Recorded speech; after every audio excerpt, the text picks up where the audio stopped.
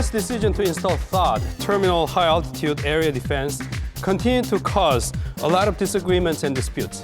So, for the second time in a month, we want to revisit the issue and look into its domestic and international dimensions right here in this program, Upfront.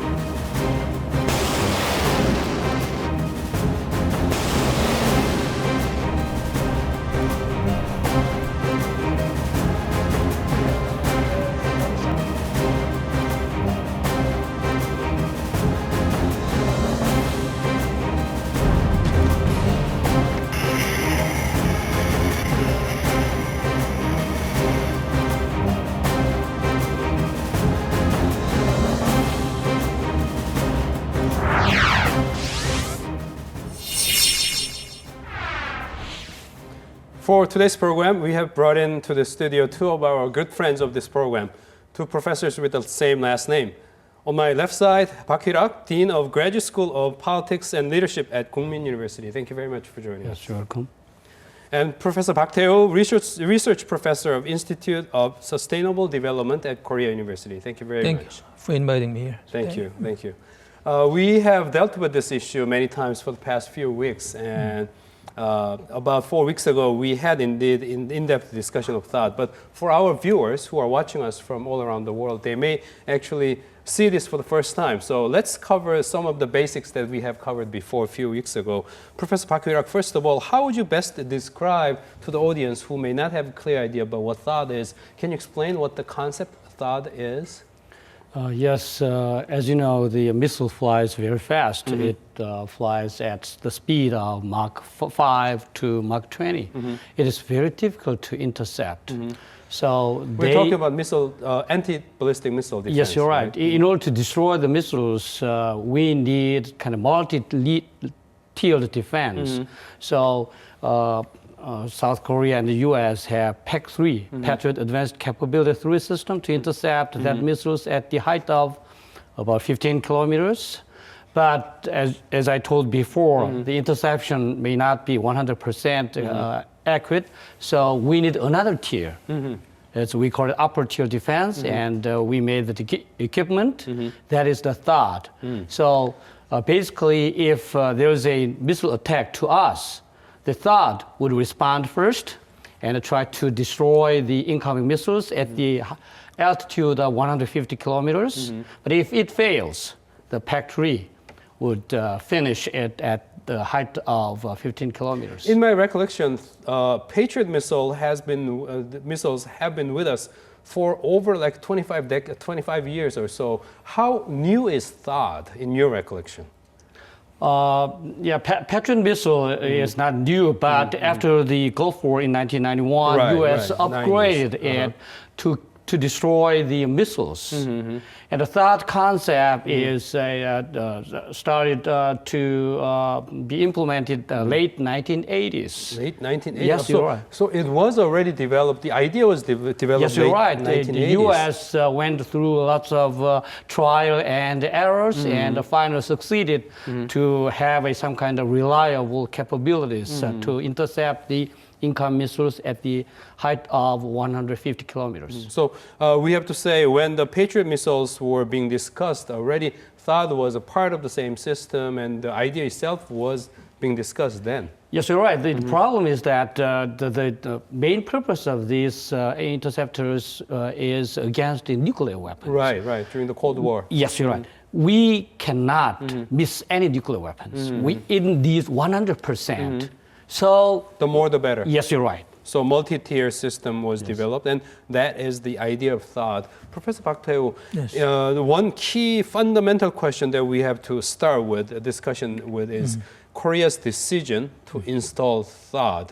For our international audience, how do we best explain why Korea in July has decided to install THAAD in, I guess, in defense against North Korea? We have other defense systems, right? How do we explain that? North Korea has tested, 4 nuclear programs, and even this year they tested more than 10 times, missile launchings. Something like that. It means that they have sophisticated missile technologies enough to carry nuclear warhead with missiles, probably into the South Korean territories. It means that we need a device to protect against North Korean nuclear threat. It is becoming worse and worse every day. Okay. And of course, THAAD is not 100%, accurate system, but it could cover a wide range of, all the attacks from North Korea. So this is a necessary device, and also in a wider context of Korea-U.S. military alliance, this kind of military equipment installation into our territory means the enhanced Korea-U.S. military alliance, which could protect from North Korea's nuclear provocations in the future, I think. To maximize our security, this decision was inevitable and necessary in a way. Professor Park Hwee-rhak, however, some people in Korea may be believing or may have believed so far that we have been developing our own missile defense system. And why do we have to install now the U.S. designed THAAD system while we are working on our own? How do we best explain that situation? Yes, we are on this program, but it is supposed to develop in the mid-2020s. Mid-2020s, yes, okay. until that, we do not have any reliable missile systems which intercept at the upper tier. And in March of 2014, North Korea launched its Rodong missiles using very lofty trajectory. Okay. And if they use that kind of technique, the Patriot system cannot intercept. Okay. Yeah, it is too fast for the Patriot to intercept. Okay. So USFK decided to deploy the THAAD and requested us to accept. As an ally, we have obligation to provide the land for the USFK to deploy the THAAD. And we also found that if we allow the deployment of the THAAD, we will be helped a lot because, as he said, its range is about 200 kilometers. So if we have one battery, we can cover almost all the land, and if we have one or two batteries, it can cover all of our upper tier defense. So we thought that it is very necessary and very advantageous for this situation. So one key development is North Korea using their long-range missiles to hit South Korea using high altitude and drop, and the speed itself was something beyond the capability of the Patriot missiles. And so that was one of the triggering points. Okay, that's an important point. Professor Park Tae-woo, you wanted to add something? According to the Mutual Defense Treaty between Republic of Korea and the United States, which was signed in the 1953 and also, I think, revised several times. Revised several times after, something like that. Upon the concept of our government, U.S. government could install any military equipment like THAAD, but our government is trying to explain this kind of system. Of course, we need some, I think, consent from people, telling them the truth, what this is about. And sometimes the National Assembly need to hear about the truth of the THAAD system. But basically, I don't think we need to go to the ratification process in the National Assembly about the deployment of this system. So the Mutual Defense Treaty itself is covering our government decision to deploy it this time. So this is a very, I think, intelligent matter which when expert on the security issues could discuss. Not ordinarily people understand fully what this kind of system is. So I think we need to explain more to the people about this. Technical details involved with the overall process. However, you have emphasized that there is a legal basis upon which the United States and Korea could act based on their agreements. Okay, makes perfect sense here. Then one question is, recently, a few weeks ago, I think it was New York Times that carried their article on their first page saying, maybe North Korea is acting differently now. North Korea so far, the New York Times article argued that North Korea has, a lot of people believed, been using nuclear weapons as a bargaining chip, but now with more of this nuclear tests now, maybe true intention of North Korea is actually using one when the time comes. And that was the news headline in the New York Times. But we have to relate that point with President Park Geun-hye's recent point. She said installation of THAAD was an inevitable step for our side. Do we face a different situation now? Is there a realization that situation now is different than before, which requires the installation of THAAD, meaning that we have a different decision or determination of North Korean intentions now? No, I don't think so. But as you know, the explanation or the analysis of the North Korean true intention of development of nuclear weapons has distorted, I believe, by the, I call it anti-security demagogues. They always say that their purpose is to remain their regime intact. They always say self-defense. Yes, you're right. And they always say it is kind of bargaining chip with the United States. So no intention actually to use it. Yes, you're right. Okay. But actually, North Korea has developed these nuclear weapons in order to unite this Korean Peninsula under their terms. North Korea did not change any time their purpose of the communization of the whole Korean Peninsula. And after fourth nuclear test, they upgraded the organization which is responsible for the unification, and they started to emphasize the unification. And why they started to emphasize unification after developing, they say, so-called hydrogen bombs.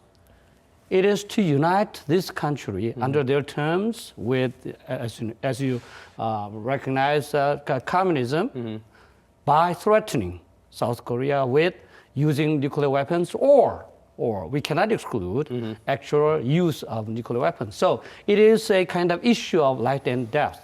Yeah, so we need to prepare for the worst case scenario. Has there been some kind of a change in recognition on our side, though, however, about North Korea's intentions? Yes, let me say this. One of our presidents once said North Korea... One of our presidents? Yes. Okay. Once Previous said president. that Okay. North Korea did not have any intention to develop nuclear weapons. He said he would be responsible if North Korea develops nuclear weapons. Okay. But contrary to his saying, North Korea has developed nuclear weapons, and they claim that they developed even hydrogen bombs.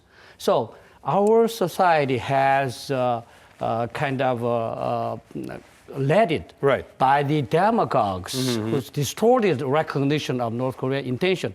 But President Park started to see the real intention of North Korea as it is. And so she decided we need to do this kind of defensive measures. Right. So we have democratic elections here in Korea, regime changes, and different presidents have different views. Yes, but for sure this time, President Park Geun-hye has this view about I the think, real threat. Professor Park told a very important thing, because our security sense among people has been weakened, and this is a very dangerous level. Former president, mentioned several times that North Korea has no intention of developing nuclear weapons, has no capability of developing nuclear weapons. Even another former president told people that even though North Korea has nuclear weapons, they don't have to use this for South Koreans for other purposes. But this is totally mistaken. Nuclear weapons are for attacking South Korea, for communizing South Korea. This is in a very, very important I think, the truth. We have to understand that. So having different presidents, having different views means we need consensus building here in Korea. And perhaps maybe with the recent developments, possibly there is a consensus being built, not entirely, but slowly, I suppose. That's could be one of the observations. Going back to the THAAD itself, we have mentioned Patriot missiles here, basically. But let's get into a little bit more of the details here, because people maybe still wonder, and also here inside in Korea, there's a voice that's because we have Patriot missile pack systems and so on, and we're developing our own, we do not need THAAD. So technically, what are the gaps that THAAD is kind of filling, if you will, with the current system? Professor Park Hwee-rhak, add more details about this. Yes, I told you before, the one-time opportunity is less than perfect. So we need to increase the one-time killing opportunity to 2 or 3 times. THAAD would be the ideal opportunity for South Korea to have a the first chance to intercept the kind of incoming missiles without paying any money. The U.S. is supposed to pay the bill, and all we have to do is to provide the land. And mostly, as I told you before, Patriot missile is designed to intercept kind of lower trajectory missiles. Okay. But possibly shorter range, too. Yes, you're right, shorter range. But if North Korea try to attack South Korea with very high elevated trajectory. The long-range missile with the high trajectory. Yes, you're right. Trajectory. Okay. Yes, PAC 3 is impossible to intercept. So because of the speed. Yes, you're right. Okay. Suppose at the kind of final stage. So we desperately need THAAD system. If in case of North Korea use that kind of ways of attack. Many people believe that it is nonsense. Why North Korea would use that kind of high elevated trajectory? No.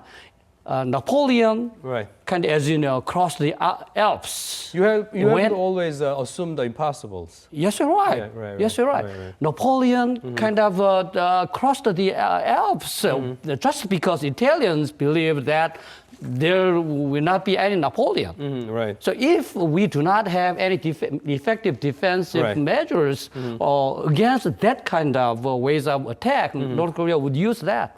The main point of art of war in Chinese literature is always do the surprising things. So absolutely, his point makes sense. Professor Park, I have a question about the range of THAAD here, the coverage here. Considerable number of people here in Korea are raising issues about the decision of installing THAAD in Seongju area, from where they cannot really cover the greater Seoul area. How do we explain that decision here? Some people are saying, what's the point about installing THAAD in Seongju when you cannot cover or defend greater Seoul area? What do we say on that one? Usually THAAD located in Seongju could cover 200 kilometers, northern part, some part of Gyeonggi province, something like that. Right. But as Professor Park mentioned, Patriot missiles, PAC 2, PAC 3, probably kill chains, KAMD, all those systems could cover the short range, missiles launched from North Korea.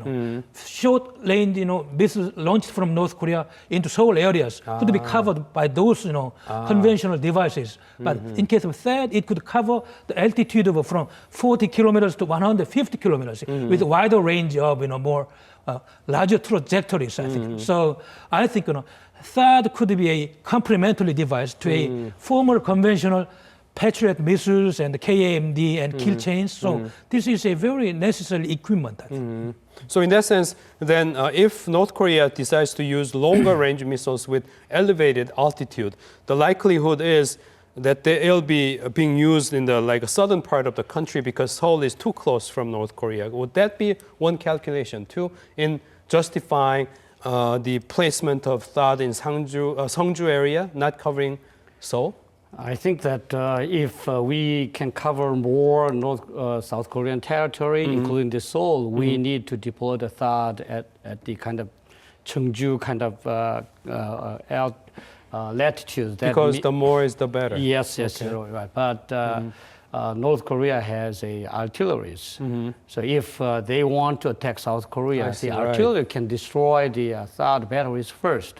So we cannot locate the THAAD in the northern part of South Currently, Korean the territory. artillery range, which is around which area? Chungcheong province?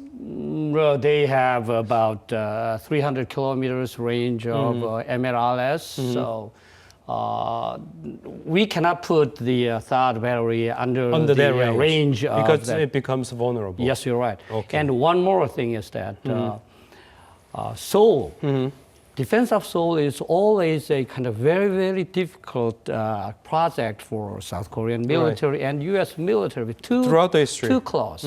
So South Koreans have kind of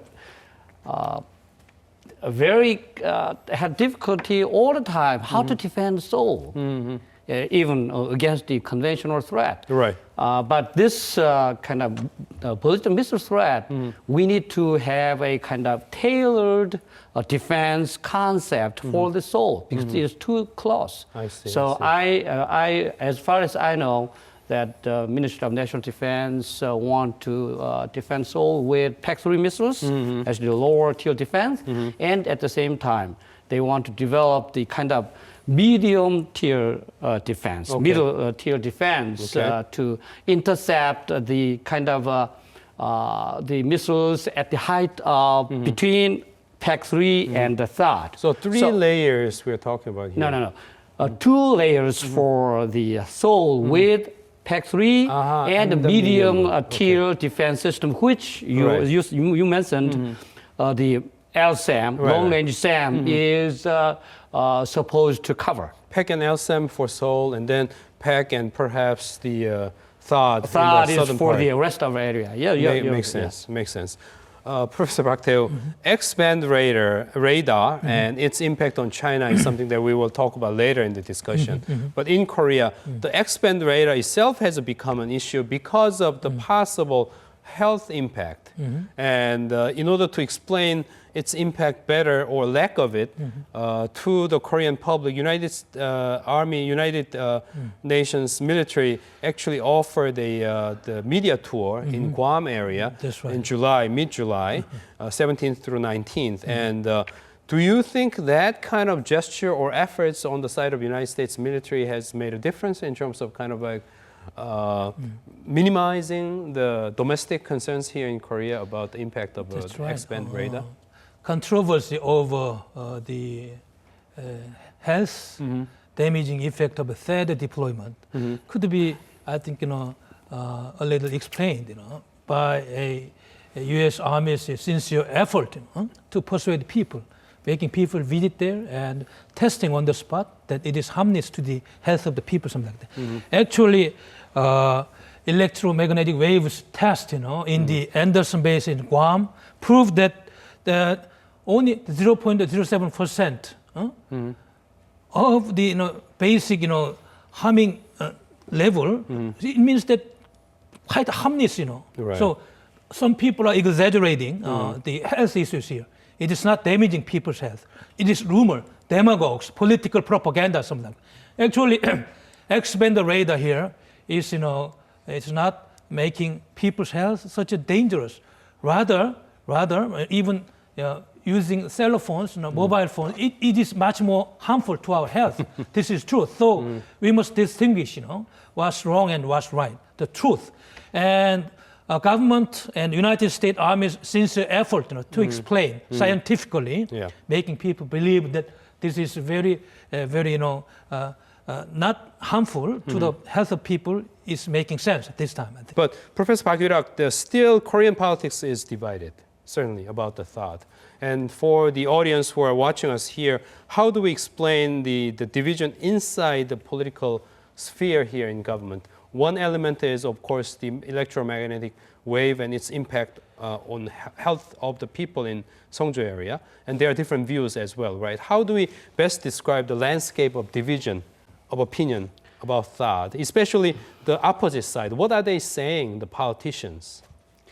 I don't know the exact reason, but I think that opposition side are kind of determined to oppose every kind of proposals of the government. I don't know why. They always make rumors and they always make strong oppositions to all the government projects. I don't know why they exist. I think that they wanted to be the representative of the National Assembly in order to contribute to the prosperity and the security of our country. But they, I think, give up their kind of the jobs, and they always listen to the accusations by the, as I said before, anti-national security demagogues. Okay. Yeah, so especially the it's magnetic. Electromagnetic. Electromagnetic waves. It turned out that there's no harm, but always they instigated the Seongju people to be against it. Okay. I can understand. Then with the expertise in the National Assembly, Professor Park Tae-woo may be in a better position to explain the opposition's view. What are they saying, basically? What are their key points, in addition to the health, perhaps? They are requiring our government to review the deployment process through the National Assembly one more time. Okay. It means that in the last 2 years, government dealt with this issue in a secret mood with the U.S. Government, something like that. This is one complaint. But what is more important is that the basic position of opposition party this time, because I have never heard some lawmakers there criticized the nuclear weapons development programs and their behaviors, launching missiles, even violating United Nations Security Council recommendations, something like that. This is very important. They are not mentioning the dictatorship issues, human rights violations in North Korea. They have to criticize if they are the representatives of South Korean citizens, who respect our constitutions. Rather, they are criticizing our government choice to protect our people. This is a wrong direction. I understand that some complaining point of opposition lawmakers, but what is more important is who caused this kind of issues. How serious our threat, from North Korea. Also, why North Korean dictatorship is making these kind of problems, international issues around the Korean Peninsula. Opposition lawmakers must mention this first, criticizing North Korean regimes. This is first, I think. I think in that debate, however, there is a factor called China. I think politicians are talking about China. And what are they saying in terms of, we have to explain to our audience, what they're saying. What's their concern about China, and what are they saying? Their concern is the deployment of THAAD would offend China. China is not happy about that, so we should not make the China unhappy just because of the deployment. It is, I don't clearly understand what they are saying, but I think that generally they do not want to offend the China. They want to appease the China. And let me say one thing. They are the representative of our National Assembly and from the people. I think they have to study more. Instead of listening to or following to the accusations of anti-national security demagogues. At first, the anti-national security demagogues said that it would destroy the Chinese ICBM. It turned out to be wrong. And they said that the radar detect all the military activities of China, but it turned out to be wrong. And they said that we need to pay all the money for the THAAD. It turned out to be wrong. And they say that the electromagnetic waves would kill the people. It turned out to be wrong. Right. If they checked the facts, they would not listen to their demagogues anymore. But still, they are following the demagogues. I'm very, very kind of unhappy. When you say facts and information, then would you say Korean media has not been doing its job in terms of sharing the facts and information? Because if we want to require or ask them to study more of the facts, would you say that there have been details that have been missing, or the Korean media has been rather lazy in covering? Do you see that kind of problem in terms of discourse? I found some problems in our mass media that we need more balanced approach to the issue of THAAD. And what is more important? Do we regard the Korea-China relations much more important than our protecting people? This is like this, That's what a lot of people seem to have question about, That's right. opposition used to criticize the ruling party or conservatives for paying too much attention to the United States. And now they are saying that we have to pay attention to China. So how do we explain this? That they used to criticize conservatives being too soft on the United States, being too sensitive to the United States, and now the table is turned, and the conservatives are criticizing the progressives for being too soft and too attentive to China. How do you explain this? Do you define those pro-North Korean and anti-American forces as progressives? This is wrong definition, I think. We have to distinguish true progressives and anti-Americans or pro-North Korean groups. This is a serious dilemma South Korean intellectual society faces today. Okay. I think still the nature of a Chinese Communist Party is not that advanced in liberal democratic development like the United States Constitution has been developing. South Korean Constitution is based on liberal democracies and market economies. It means that still our values, political philosophies are more oriented to American political philosophies. Also, we are, in terms of security framework, still based on Korea, US, Japan trilateral security framework in this Northeast Asian region. It means that Chinese Communist Party is still more allied to North Korean dictatorship system in terms of security interest. Then do we have to trust Chinese Communist Party in this kind of military affairs? Still, United States is a trustworthy allied country to South Korean people.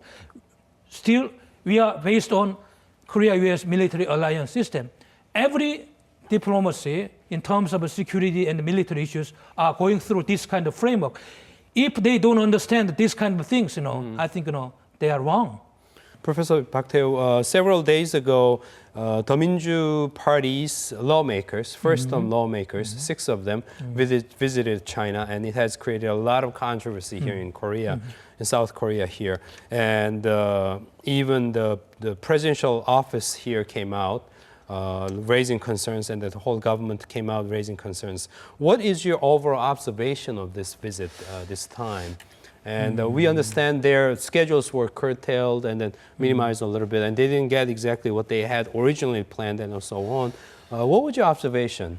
I think, because our opinions are divided this time, their visit this time will be deepening our divisions within our South Korean society, but also strengthening the Chinese Communist Party's position that THAAD must not be deployed, criticizing U.S.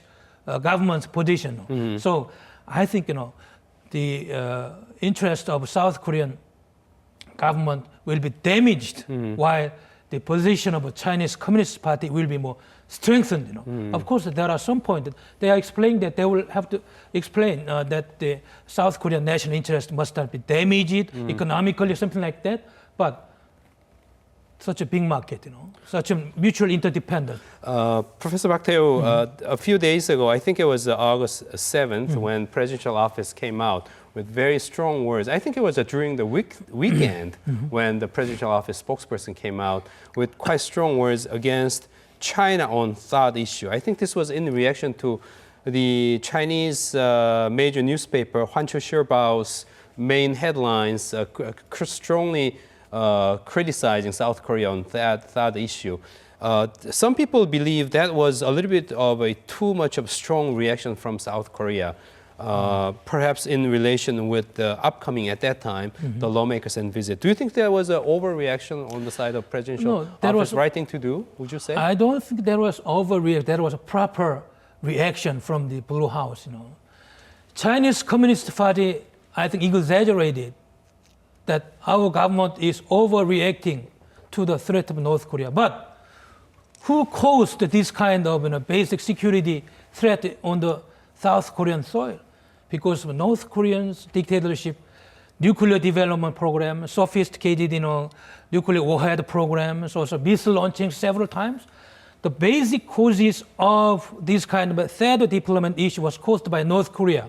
Also, Chinese Communist Party did not fully cooperate with United Nations Security Council's all the resolutions, sanctioning against North Korea. Okay. China is responsible for this kind of very serious threat on the Korean Peninsula to a certain degree, they must apologize to our government. Okay. This is wrong. Our government responded with proper wording and a proper response this time. Okay, the point is very clear. Then, we have dealt with this point a few weeks ago here in this program, but we have to explain to our viewers once again, those of the viewers who are joining for the first time. In your perspective, why is China doing this about the THAAD? Why are they showing so strong reaction to the THAAD installation when doing so is to protect ourselves, our self-defense? China is a country that has emphasized the notion sovereignty all the time, and this is South Korea's sovereign reaction against North Korean threat. And China is saying all these things against Korea's sovereign decision. Why is China doing this? That's exactly the question I like to ask a Chinese authority. Okay. Chinese did not elaborate any time on the specific reasons why they oppose the deployment of THAAD. They just say they are against the deployment of THAAD. Are they trying to actually to mobilize South Korean opposition to that by causing fear against China's possible influence? Is there political operation that Beijing seems to be having in mind by using these strong words to create fear inside Seoul? Definitely. They do have South China Sea dispute this time going on. Right. And they are confronting there. And the Philippines, Vietnam, Australia, they are supporting United States. It means that China needed to, induce, some kinds of attention to other issues, So I thought the issue is such a good item, I think, to divert attention from the international another issue, something like that. Also, we know that they have, Dongpyeong missile bases, in Baekdo Mountain there. Right. We do know that their band radar is detecting every movement of a military facility in South Korea. And how could expand the radar of THAAD could cause any problems? We are saying this is for purely defense purposes. So they do not like the added surveillance on this side, watching them while they're watching this side as well. So they try to minimize this additional actions and by causing political rupture or disagreement inside Korea? That's right. I think they are trying to making many causes, but some military experts already saying that already in the United States, all the radars are located under the sea and everywhere. They could see, they could detect all the military activities in China. Even this, THAAD expand radar is a small excuse for Chinese Communist Party to, cause some, military confrontation in the Northeast Asian security framework, Right. New Cold framework, something like this. So I think, Chinese Communist Party tactic, we have to make them that do not use this kind of, security issues anymore for political purposes. Right. Let me add one thing. Okay. There are many kind of Chinese experts on China in South Korea who try to assume and deliver the true intention of China. Yeah. But they just assumed that it is very, very risky. How could they know the real intention of China? It is just an assumption. We need to kind of adhere to the facts. What China said. China did not say the specific reasons why they opposed that. One more thing is that China may have some misunderstandings about the capabilities of THAAD, I assume. I think that the political leaders of China, they should ask their military officers about the exact capability of THAAD. Okay. Yes, I think their military officers know the kind of limits and the strengths of the THAAD exactly. United States fact have been that- trying to explain the details to Yes, you're Chinese right. side, and, and the top officials, I think even Professor, the Secretary Kelly visited there and tried to explain, but they refused to listen Yes, right. to the facts and information. Yes, right. So there should be some kind of military or diplomatic strategy that's going around in refusing to hear the details and continue to raise their voices here. And relating to that point, the United States have been saying that I think that Washington has been telling Beijing, if you do not like THAAD, then do something about North Korean nuclear weapons. And as a result of this, or as a result of, I don't know, I mean, as a result of installation, are we now seeing China saying even less and less, and raising down their voice, reducing their voice against North Korea's nuclear weapons? What do we see in terms of China's reaction to the way they deal with North Korean nuclear weapons? Would THAAD have an impact on that? Definitely. I think THAAD is a small excuse. It means that Chinese government will continue to keep North Korea as a small brother, as a buffer state for the time being. Okay. And China officially, apparently, China is saying that they opposed North Korean nuclear programs, but behind the scenes, they are not stopping it to the fullest extent we expect from the international community. This is a serious problem. And even Chinese Communist Party is asking U.S. government, how about going to peace treaty between Washington and North Korea, excluding South Korean government? This is a very, very important military tactic that you have to pay attention in the future. China always said that they are against the nuclear armed North Korea, but they did not do any kind of meaningful actions to stop that. And judging from the fact that China is fully against the deployment of THAAD, while do not say anything significant to nuclear weapons of North Korea, we need to come up with the conclusion that based on these actions of China, Chinese intention may be not the denuclearization of North Korea, but the maintaining the nuclear armed North Korea as its ally. Then looking at the bigger picture with more cool-headedness here, is then six-party talks dead, and is international community's efforts to impose sanctions on North Korea for nuclearization on their part, are they all dead? Is it hopelessness? Is it hopeless now? What do we see here? United States and South Korea and Japan have been trying so hard to discourage North Korea from going further in the nuclear directions through the international sanctions and so on. Do you see China completely out of the picture here? What do we see? Well, what can we do to include China, bring China back again? Is there any hope for doing that? Actually, without full cooperation of the Chinese government to denuclearize North Korea, our aims will not be achieved. Six-party talks, giving more time for North Korea to develop sophisticated nuclear weapons. But we must not give up diplomatic effort, inducing them to dialogue tables, listening their voices, reading their tactics. This is a diplomatic effort. But we have to also know that six-party talks is already dead. This kind of mechanism cannot solve North Korean nuclear issues. Past 20 years has proven that this is a very useless mechanism as of now to denuclearize North Korean regime. This is true, I think. Okay, pessimism.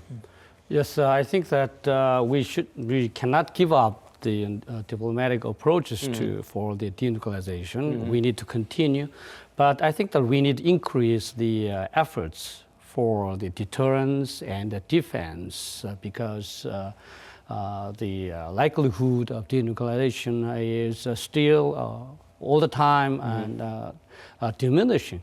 So we need to focus our energy, more energy and more finances to the defense and the deterrence of North Korean nuclear Defending weapons. ourselves. Yes, basically. you're right. Okay. Yes, you're right.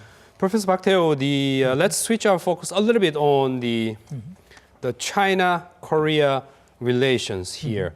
A lot of voice here inside South Korea have been being raised regarding the concern that China will retaliate to South Korea as a result of THAAD issue.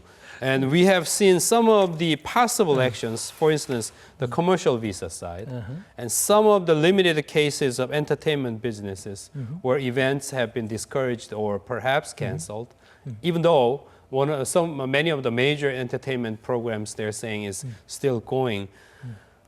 What do you see in terms of this scenario? Do you buy the idea that China could indeed retaliate to South Korea, or is it damaging themselves? So you see no possibility? Which side are you on? Are you concerned about retaliation? Are you not? In the short-term prospect, some negative impact on our economic exchanges, like Darren port, the staying period of visas was reduced from 30 days to 7 days. As you see, multiple entry visas, issuing process has been complicated, and entertainment business, exchange programs has been started, something like that. But security issues and economic issues is a different dimension.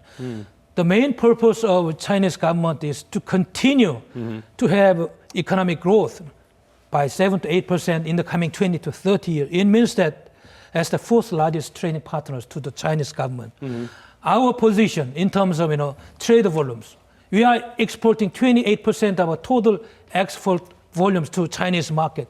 It means that in the long-term prospect, this kind of economic mechanism will not be damaged severely as we worry them to go to the level.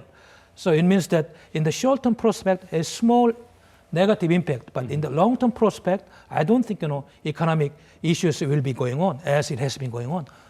Not much worries about this. Agree or disagree? Yes, China's leverage on South 100% Korea? agree. And at the same time that it depends on our attitude. If we are still divided, just like right now, China would try to kind of drive the wedge between our people and try to take advantage of this division of our opinions in our country. But if we are united, and we are very determined to take every necessary measures against the Chinese possible retaliation. China cannot do that. And secondly, I think that this is this is not a big issue. This is just a defensive system of U.S. Army, not the strategic force, but not the kind of Air Force or the special forces. It's the Army, U.S. Army's equipment to protect their people, their soldiers from the ballistic attacks. And also, if we expand a little bit of the boundary of it, South Korea trying to defend itself, right? Right. Now, it's in a narrow scope. It's the United States Army trying to defend itself, and also South Korea trying to defend itself. Yes, it's all self-defense at any level. Yes, just a self-defense issue. So it cannot be the kind of big issues which China should think about retaliation or that kind of thing. And thirdly, I think that as he said, there will be some kind of negative things, but I think that it may have been exaggerated by the media and by anti-national security demagogues. They always predicted that if we accept the deployment of THAAD, China would retaliate. In order to legitimize their accusations they made before, they tried to exaggerate that China is determined to retaliate, that kind of thing. Then much of the work to be done is on our side, you're saying. Yes, right. We have to create consensus and we have to overcome our division. What's the way to do so? If we share more of the information, will we have better consensus? What can be done in terms of doing our homework here? Yes, most of all, I think the people in Seongju, I think should try to check out all the facts in depth. And if they find that there's no kind of reliable kind of harms to themselves, I think they should accept the deployment of THAAD. And they should declare that we found that there's no kind of possibility of harm by deployment of THAAD, and we decided to accept the deployment of THAAD in our area. It is the kind of starting point. And secondly, I think that, as I told you before, I think that the anti-national security demagogues, I think they should stop. Themselves and their sons and daughters will be the object of the North Korean nuclear attack. So they should rethink what they kind of previously claimed, and they should see the facts, and they should make a balance. And thirdly, I think that politicians, they are not the follower of the demagogues. They should be leader of their public opinions. They should study, and if they find something is bad, I think they should make claims, and they should request government to change. But if they find that their information they received was wrong, I think they should change their attitude and policy. So the all efforts should start from Seongju area, Yes, sir. first of all. Korea has some diplomatic schedules ahead of us. For instance, President Park Geun-hye is visiting Russia in September, and we have G20 summits and so on. As the final point, in terms of Korea's diplomatic efforts, Professor Park Tae-woo, what do we see ahead in terms of what Korea should do overseas? We have to discuss what we need to do at home, but as the final point, what do we have to do in coming months overseas to overcome or better manage this THAAD issue altogether? That's right. We are going to have a very important diplomatic schedules like G20 summit, also Korea-Russian summit meeting, something like that. And like what we have discussed, we have to tell the truth to the international community. Okay. And we have to tell what the Chinese Communist Party is doing through the controlled mass media. Some wrong point there. We have to explain. As Explain to Professor Putin and other that's right. As national Professor Park explained, that Chinese government cannot retaliate to the serious level. Why? Because we have Korea-U.S. alliance. China is afraid of Washington's economic retaliations against wrong-sided actions of Chinese Communist Party. South Korea is sided with the United States.